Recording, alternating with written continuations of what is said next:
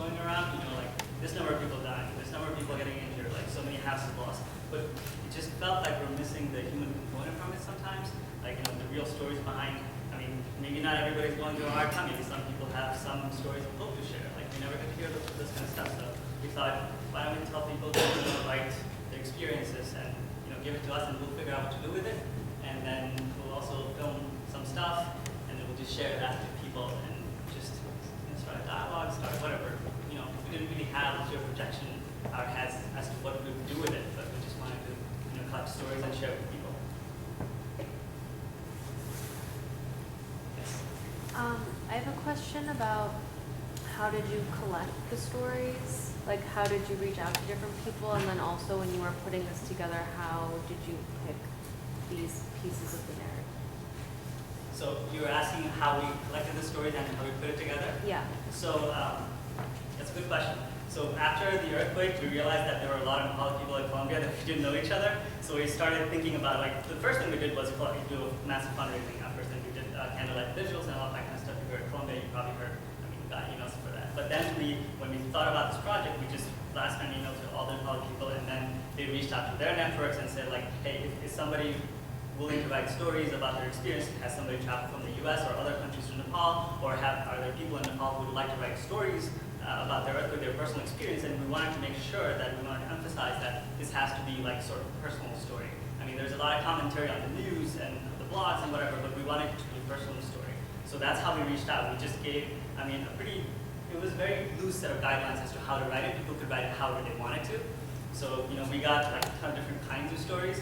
And the way we put it together, actually, we had a very hard time doing this. So that's where Meredith and Danya, the fantastic dramaturgists, came into play. We did very little editing to the stories. We just tried to cut different pieces to put it together so that we can actually, do a coherent sort of piece. That's the only thing we did. We did some stylistic edits, and that was it. Yes. Did you guys go for when you hunt for a story? Did you go randomly, or you have some pre-set up rules? These are the characters I'm looking for. So we have categories. We said we wanted sort of random sampling of the population. We wanted, let's say, teachers, students. We wanted people who had gone to health, like the medical teams, whatever, right? So we tried to fit those categories. We said all right, and we have a student already. So let's try to find other people. Let's try to get as many different kinds of people to include in this piece as possible. So that's how we sort of set it up. Yes. Could you have included someone from Nepal who is studying?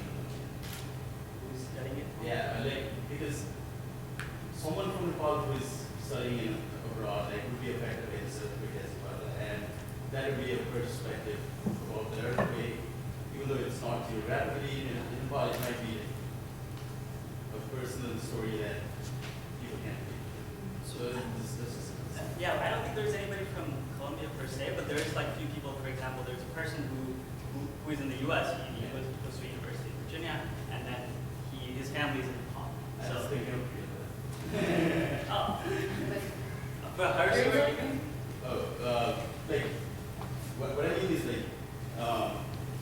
one of us, I'm from Nepal and I study in America.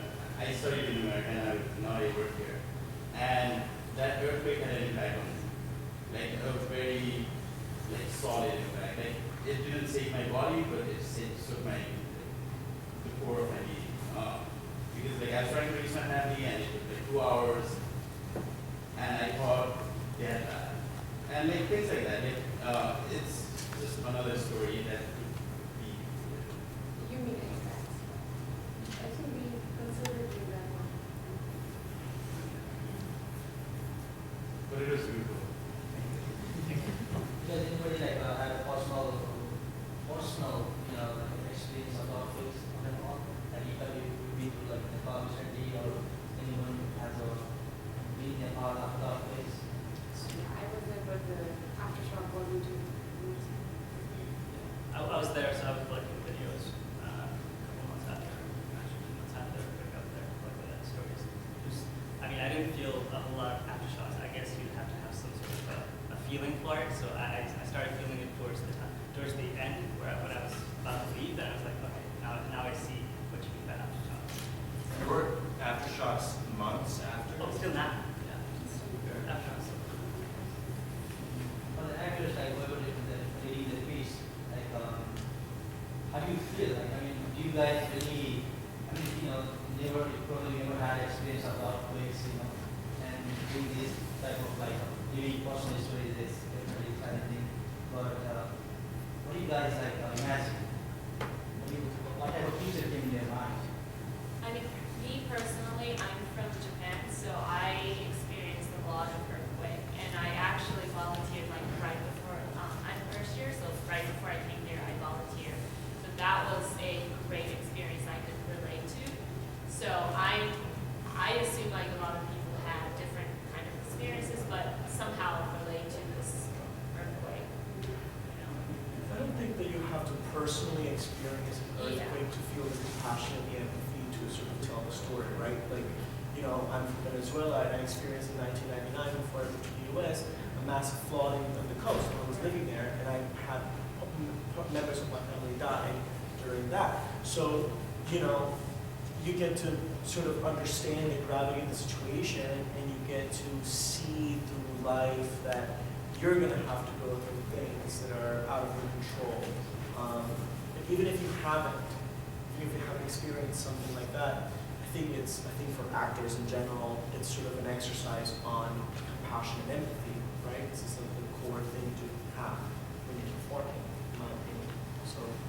Yeah, and going off that, that's something that we actually had our first conversation, because I'm from Missouri, never experienced anything close to this.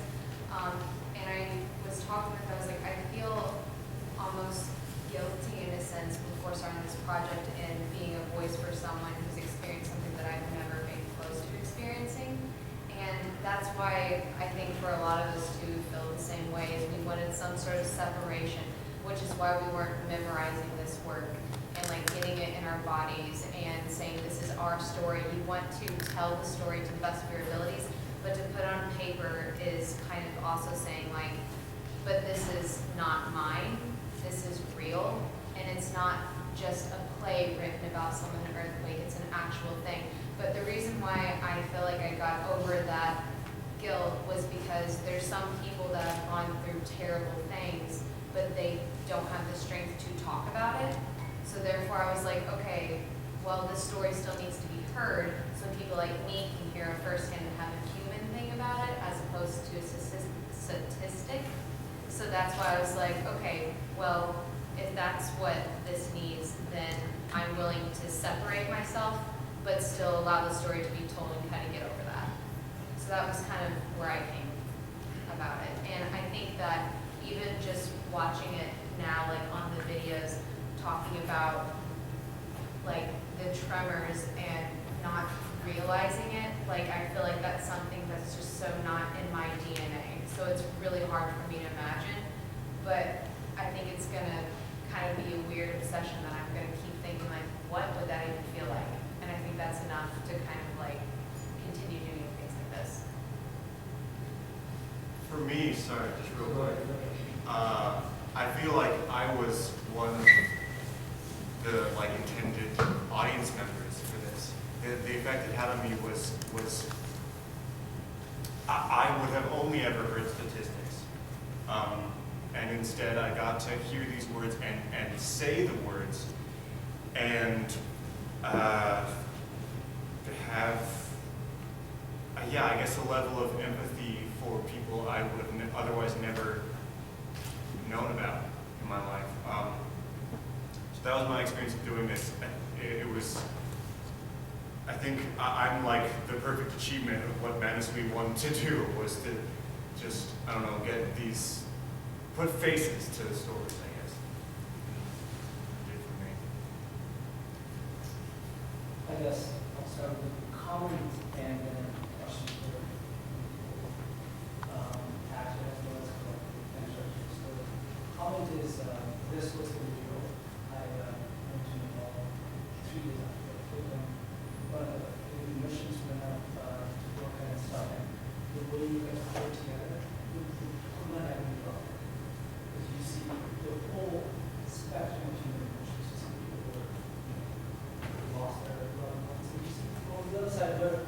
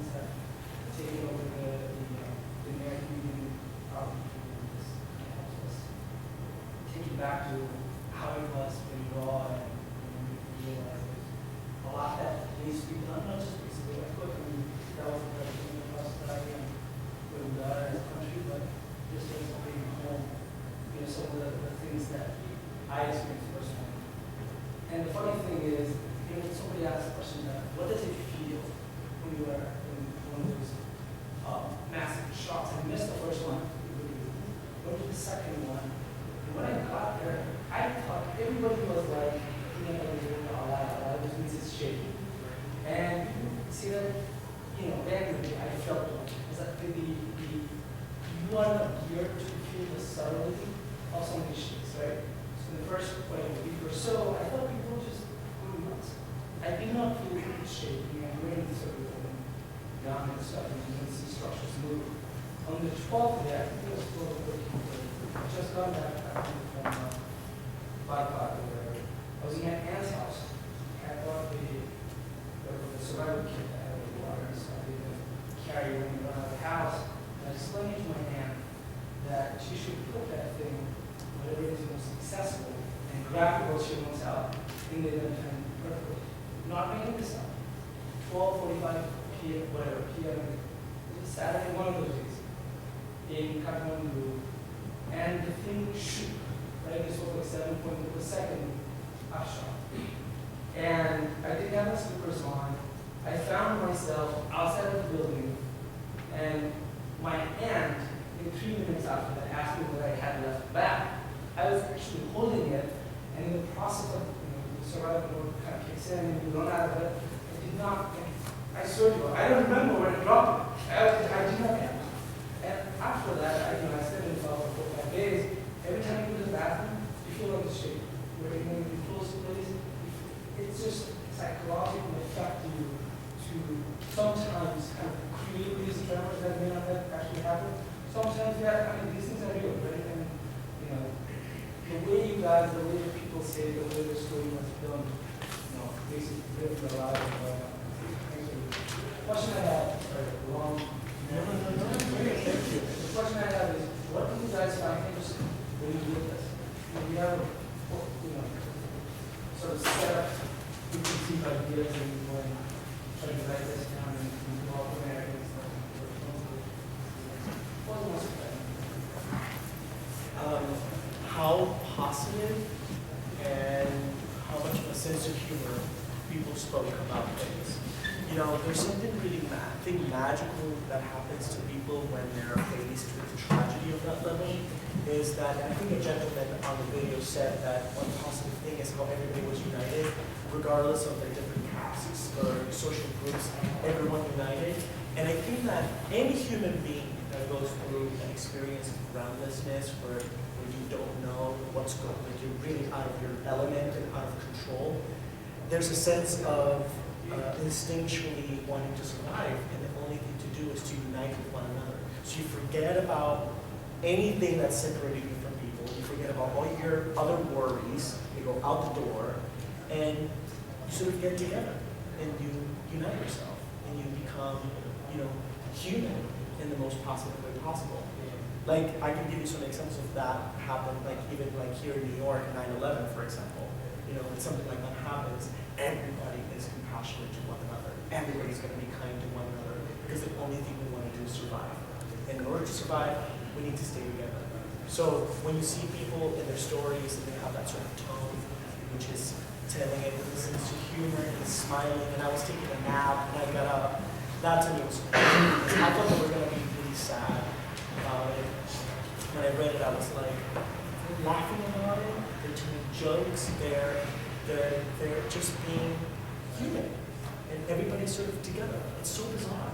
It's so bizarre. But yeah. Yeah, I'd say I echo those thoughts when I was collecting videos. It was, the concept of taking videos, I've never done anything like that before. So just putting a camera in front of a stranger's face, I've lived in the country for 19 years, right? But I've never talked to any strangers, let alone in the villages. So I would just go and ask them to talk about their experience. First thing, I felt like I was an outsider. I was not there when it happened. So I had this just overwhelming sense of guilt come over me, because I was like, why did you come out here? This guy came from America, he's asking about earthquakes. I had the sense of, that sort of sense in me, the first thing. And the second thing was that as soon as they started talking, it was so easy for them to sort of, just let it all out. They were just waiting for somebody to just ask them how they felt. Ask them if they're still scared. So that was really, and then the humor, you just find humor randomly. This one woman was talking about, and in society you're just talking about polygamy. We were talking about earthquakes, and then suddenly this topic comes up that her husband has a second wife now. All these things start coming up. There's so much humor, there's so much positivity, but there's also these dark moments when you see rows and rows of tents entire book is smashed. So it was like a just like a mixed bag of emotions like that happened. It's just very weird and very humbling experience, I would say. I didn't expect. I didn't know what to expect.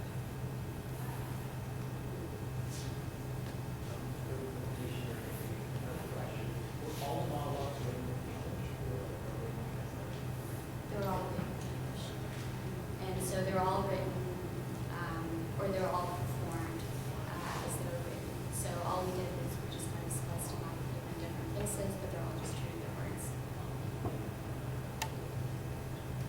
You spoke about how your kind of this project began because like newspaper attention suddenly disappeared, or partly because of that. Do you think that there is any answer, or to the way that the typical trend of the way the West responds to disasters abroad can change? Do you think that that can ever change? You know, the thing there's a huge aid effort, and there's all this journalistic focus, and then it suddenly disappears, and we forget about it, and we lose interest. And obviously, you're doing things to change that. But do you think there is any? I mean, this is a question for everyone, really. Are there any answers to that, or will it always? Is that inevitable? So I got the statement but not the question. So it fades away, yes. But what was the question? Oh, sorry. The question is, do you think that there is an answer or a possibility of change in the way that we respond to disasters abroad, and in the sense that will we ever change the fact that we have an immediate first response and then our attention gets distracted? I'll jump in and say something. I'm Benita. I helped these guys put this project together. But it was a conversation that we were having last night after, like, this whole project came together in the end very quickly for like a lot of the rest of us, even though it's something that Manaswi and Samik have worked together for a long time gathering these accounts. In terms of actually what you saw tonight, the like reading and the staging and the video came together really quickly. And we were talking about it last night, and we're like, all right, I think we've got a show to show people. And something that we spoke about was kind of like, whatever happens, it's just important that we've done it. And there's no massive solution, but like, we've done something, and I think that helps. Even the fact that we're just having the conversation. I can't say honestly that I knew that much about the Nepal earthquake before I did this project, and I think that's probably the same for a lot of people. I didn't even know there were so many Nepali students at Columbia University, so I feel like just by doing something about it, you kind of learn. Even just having the conversation, I think, is a step in the right direction. Yeah, I would say the more people that care enough, the more it will change. And it's a good thing we've got some people who care. And getting information, just knowing about it, like you said, talking about it, making it a conversation, as opposed to just letting it slip through and slip through. And when you give a face to a story, it's not a statistic anymore. You know, you can relate. We're all human. We all have stories. So that's how, the story will then continue. I mean, I think that that's part of what art, theater, and film is so important for the world, because you can have a lot of science, and I love science, or nerd when it comes to science. But they're facts. It's factual information that helps you know the truth, right? But there's a level of emotional intelligence that makes things unforgettable. If you see it, if you read a book that really shakes you, you'll never forget that. So if you hear a story of an 80-year-old woman that the most prized possession is a toothbrush and an earwax remover and tweezers, that's something that I'm never gonna forget. That's something that's gonna stay with me forever, because it's a human story that has emotions, that has a backstory, it's juicy and interesting to me. So I think that is the purpose that is the reason why theater still exists, in my opinion, because it gives an emotional intelligence and memory to people. And jumping in again. One of the things that came up a lot in rehearsal, and that maybe isn't in the show that much, but something that I know we talked about in terms of what the problems are facing in Nepal now, is the embargo. And I don't know if you guys want to talk about that at all, but certainly none of us, I don't have any solutions. I'd be keen to hear if anyone does. But I think it's just like looking at what issues are still ongoing and what can be done for them. But certainly, yeah, I don't know if you should probably talk about this because Well, I think I was just thinking in terms of aid, humanitarian aid, and just in terms of international development. I think there's a lot of they do things this way, and they do things that way, and a lot of almost blaming that goes on. Where it is really hard because there has to be a first responder and then other things that go on afterwards, right? But I think part of doing this, what I've realized is, especially in one of the stories that Priyata said, written by Marissa, who went into Nepal, talking about his own anger towards himself and what he's doing, and also just that there's a lot of complexity and that there isn't just like, oh, these people are doing it wrong and it's going this way, and there's so many things involved in that. But I think it's just important to realize that everyone is just trying to help in these situations for the most part, and I don't know, things don't always go that smoothly, but just to keep that in mind and just have a little more just compassion for what everyone is trying to do to help out the situation.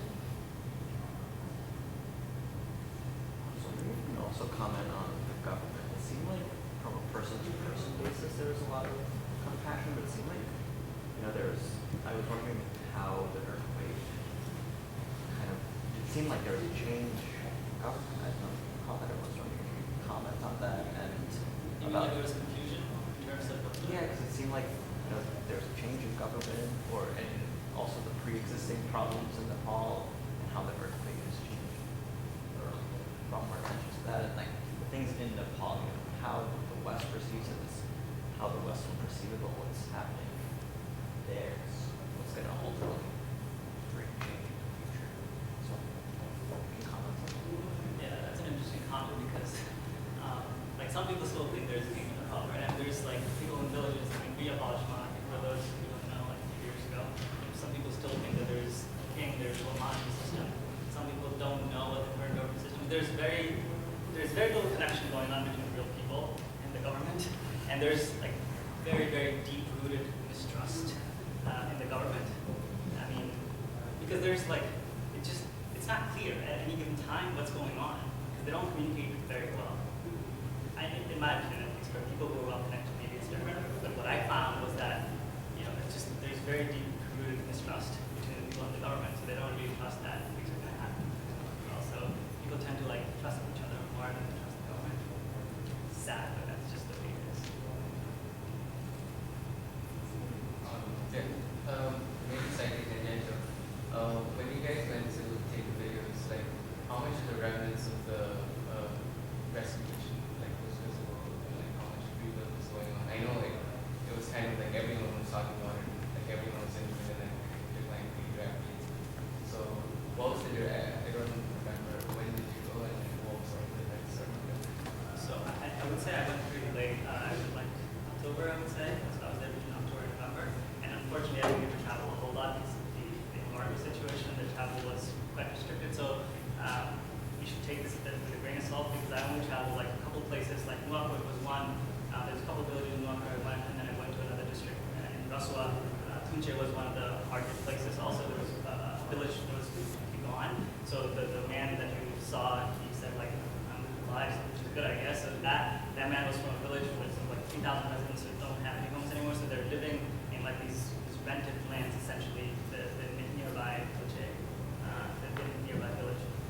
So there's still, at least with my experience with those couple of villages that I saw, there's not a lot of heavy presence of international aid, I would say. There's and there are tents, there's supposed to be enough food to last them for a couple of months, but I don't think there's a clear idea of a long-term plan, for instance, right? So when you see these things, it appeared to me at least there were more band-aid-based solutions, and which is necessary, right? In such a massive destruction, you need band-aid solutions, but that's just not enough, right? You need some long-term and sustainable sort of big idea solutions, and somebody capable or a bunch of people capable of doing it. And it's not to say that people aren't doing that. It would be unjust to say that, but I just, at least in my experience, I didn't see a whole lot of that going on.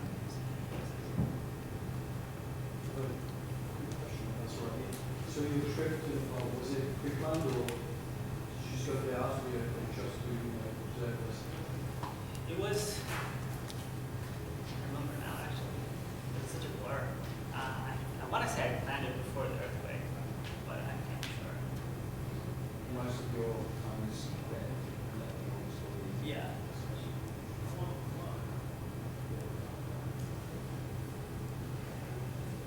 I want to know, with more time, what would the two of you and you do differently together?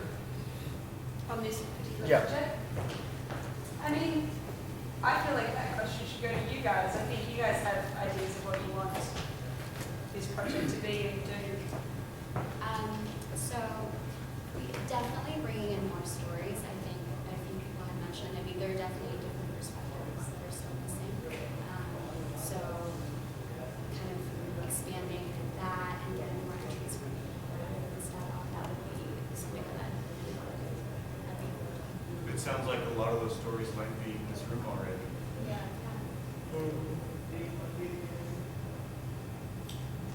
Yeah, so the idea was there were some ideas floating around to keep archiving these stories, and Priyata here knows a lot more about this. There was like some sort of project we're thinking about, but obviously time is the main factor that we think about. Everybody's short on time for everything, but we essentially were thinking like there's going to be a ton of stories, and this disaster doesn't end now, right? It's going to be an ongoing thing for quite some time. So, if we can, if we have the resources to do so, we'd like to keep collecting these stories and make it into a bigger project. But we'll see. We're looking for potential collaborators. So. I mean, is there anything that anyone in the audience felt like they wanted to see or hear about that they didn't? And like anything, particularly for anyone who's been to Nepal or is from Nepal, what did you guys feel like we did effectively? Like, I'd like to know kind of what was helpful or interesting to you and what was there like. Yes. I already said this before, but like, I didn't mean that like this was not complete. Like, I feel like I experienced the feeling of like having my family home and me experiencing the earthquake in some ways here, and I like that was a powerful thing for me. And I was kind of expecting that and not seeing that, but like still like it was a good thing. But if I had to do it, I started with like someone studying in a college dorm, thinking about like random things, like girls or like assignments, and then one of your friend calls you and says there was an earthquake in Nepal, and you search on your computer what magnitude it was, and you search it, and you try calling your home and it doesn't go through for 2 hours, and then you say like you start with a plot like that, and then you say, then over the years I hear perspectives, and then things or something like that. Yeah, in the show. I work now. It's true. Yeah. But it was very like the story about that rescue worker with the kid made me cry again. It was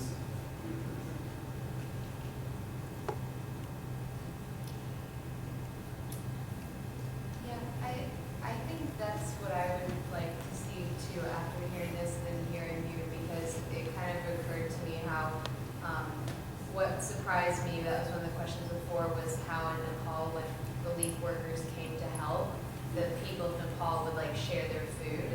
Yeah. And you could see the sense of community in the culture is so ingrained. So thinking about those people from Nepal being in America kind of by themselves, like, and then seeing like who you became a community with here, I think that would also be interesting because it's so ingrained in the culture and it's beautiful. And so I think I'd kind of like to see that too here. Yeah.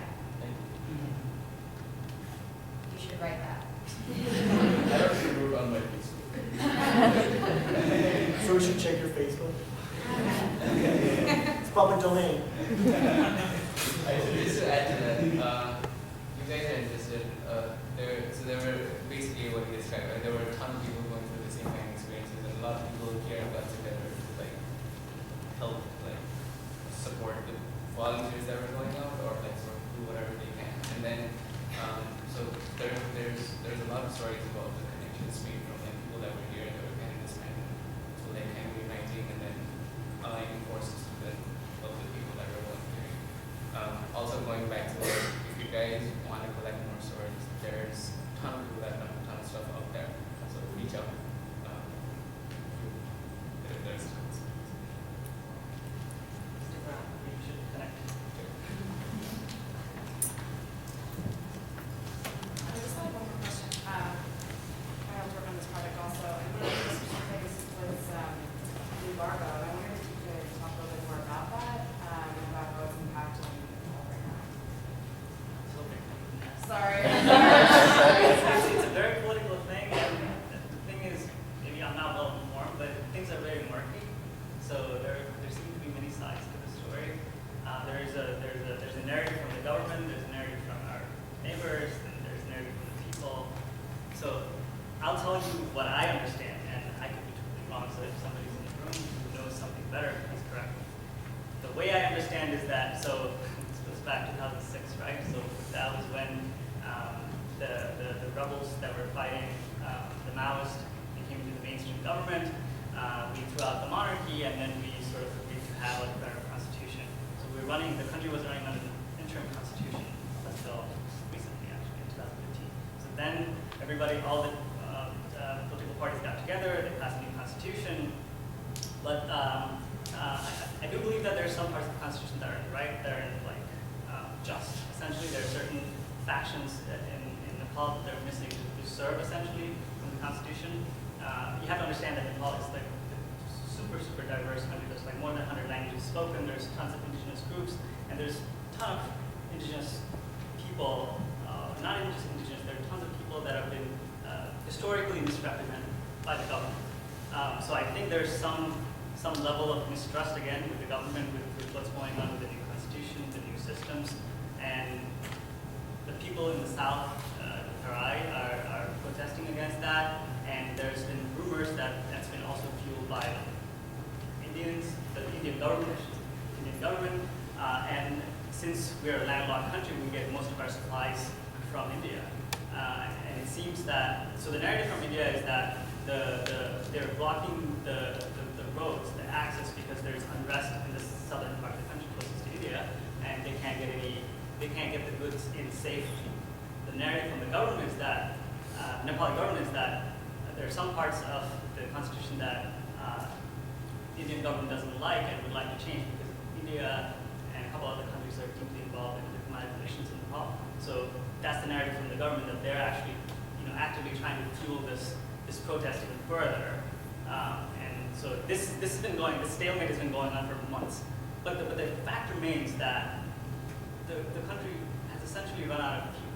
It's run out of essential medicines. It's run out of food. So that's part of the reason why I couldn't go in a bunch of different villages that I wanted to go and went out to Nepal. It's just the transportation system, like at certain points, just came to a halt. Right? There's like it's just very, very frustrating. And the most frustrating thing is that nobody has a clear picture of what's going on. Is it the Nepali government that's doing something wrong? Maybe it's everybody that's doing everything wrong.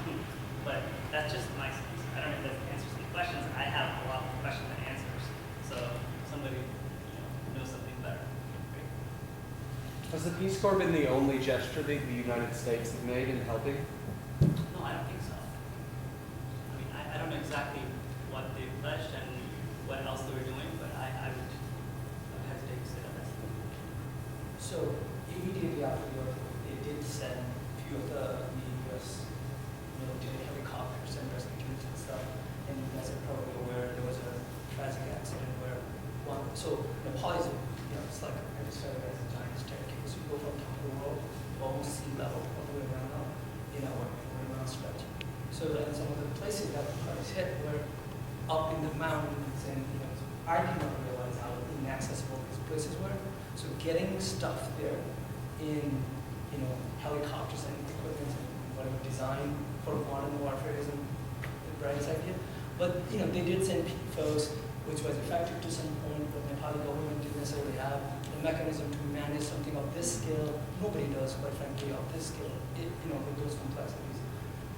They were not very effective, but USAID was on the ground.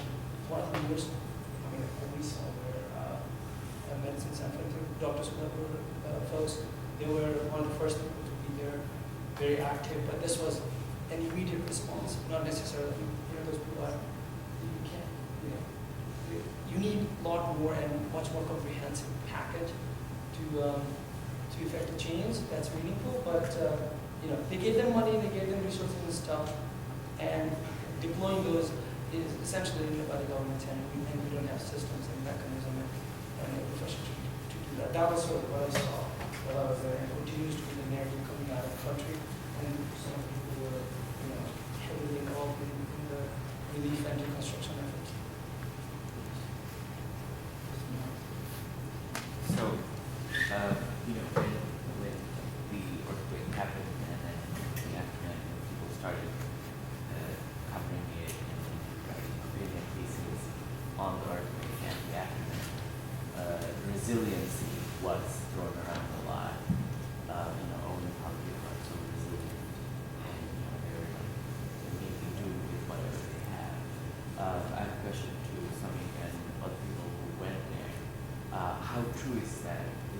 Are people being resilient, or is it a resignation to fate, to something like we have to say in the Pali called Kewani, which is when you say when you don't have any options, you resign to your fate. And a few people that were on the video did say that. How is that resiliency, or is that resignation? That's a heavy one. I would say both. I would like to think it's more resilient than the other. Of course, it's hard to really, get at exactly what they're saying in a 30-minute conversation. But I would like to say that people try to make do with what they get thrown at them. And so far, things aren't great, but things are. Here's how I put it. People tend to stay positive. People tend to think that. So when the Constitution was passed, people think that, things are going to change now. Things are going to be so much better. There's going to be foreign aid coming. The government's going to know how to manage it better. So with every little thing that was supposed to be positive, people do get positive. People are like, this is another thing that is not going to work. I found that a lot of people who think the other, things might get better. We've gone through so much.